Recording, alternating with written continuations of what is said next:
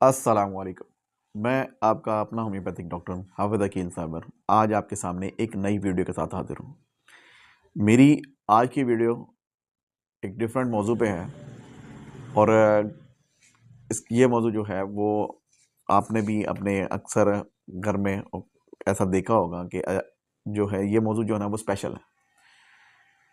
میری آج کی ویڈیو کا جو عنوان ہے وہ ہے ڈرونے خواب اور نیند میں اچانک چونک جانا، نائٹ میئر، نیند میں اکثر ڈر کے اٹھ جانا۔ اور یہ علامات آپ کو اکثر اپنے گھروں میں، بچوں میں، بڑوں میں، بزرگوں میں دیکھنے کو لازمی ملے گی، اور خاص کر کے مریضوں کے اندر جو ہے نا یہ آپ کو علامات لازمی ملیں گی۔